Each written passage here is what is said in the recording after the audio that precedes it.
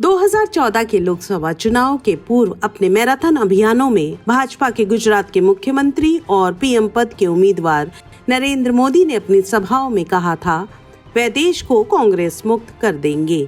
नहले पे दहला लगाती पश्चिम बंगाल की मुख्यमंत्री ममता बनर्जी ने शहीद दिवस के मौके पर अपनी वर्चुअल मीटिंग में कहा कि बीजेपी को देश से खदेड़े बिना लोकतंत्र को बचाना मुश्किल होगा। जब तक ऐसा नहीं होता हर राज्य में खेला होगा। हमने बंगाल में एक बार खेला दिखा दिया है, अब फिर भगवा पार्टी को खेला दिखाएंगे।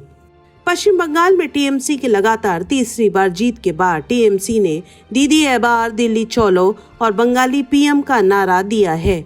तीसरी बार मुख्यमंत्री बनने के बाद ममता बनर्जी स्टेट पॉलिटिक्स तक ही सीमित नहीं है।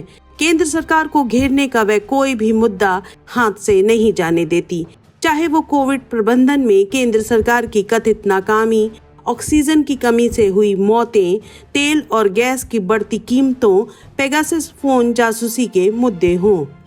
बीजेपी को देश से खदेड़ने तक खेला होने का नारा देने वाली ममता बनर्जी कहती हैं, मैं नहीं जानती 2024 में क्या होगा, लेकिन इसके लिए अभी से तैयारियां करनी होंगी। हम जितना समय नष्ट करेंगे उतनी ही देरी होगी। बीजेपी के खिलाफ तमाम दलों को मिलाकर एक मोर्चा बनाना होगा। पेगासस मुद्दे पर बीजेपी को घेरते हुए ममता ने बीजेपी को तानाशाह और कोरोना से भी खतरनाक वायरस कहा। ममता ने कहा, पीएम मोदी की सरकार लोगों के कल्याण के बजाय स्पाईवेयर पर टैक्स का पैसा खर्च कर रही है। पेट्रोल की कीमतों को देखें, भारत सरकार ने अकेले ईंधन कर से 3.7 लाख करोड़ रुपए जमा किए हैं। पैसा कहां जा रहा है? टीका उपलब्ध नहीं है। आप एक जासूसी राज्य बनाना चाहते हैं। मंत्रियों के फोन टैप किए गए, न्यायाधीशों के फोन टैप किए गए हैं। पेगासस स्पाईवेयर ने न्यायपालिका, राजनेताओं, मीडिया कर्मियों के फोन को इंटरसेप्ट किया। आज हमारी आजादी खतरे में है। भाजपा ने हमारी स्वतंत्रता को खतरे में डाल दिया है।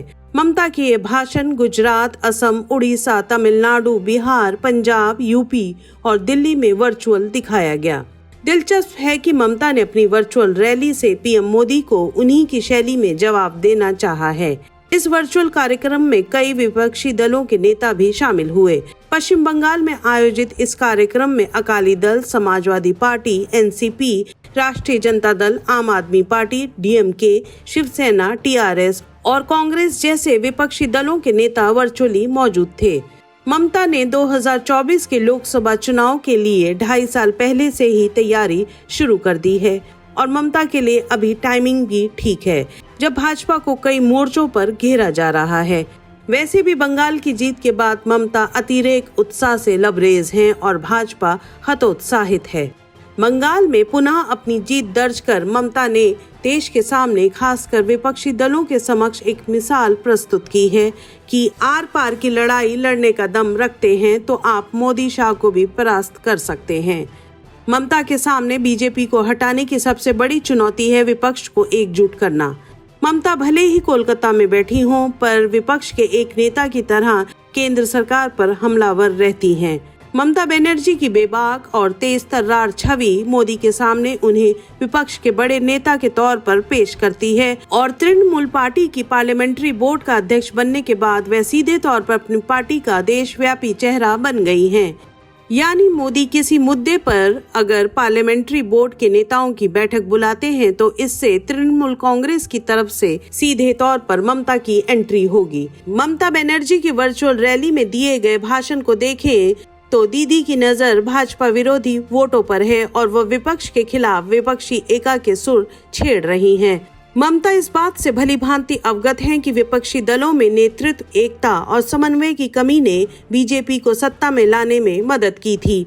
भाजपा से मुकाबला करने के लिए एक साझा रणनीति होनी चाहिए। इस वक्त मोदी सरकार की लोकप्रियता का ग्राफ नीचे गिरा है, जिसका फायदा विपक्ष ले सकता है अगर वो बेहतर रणनीति से काम करे। अगर ममता का विपक्षी एका का दाव सही बैठता है तो ये वाकई मोदी शाह के समक्ष एक महती चुनौती उपस्थित कर पाएंगी। हमारी वीडियोस को देखने के बाद लाइक और सब्सक्राइब करना बिल्कुल ना भूलें।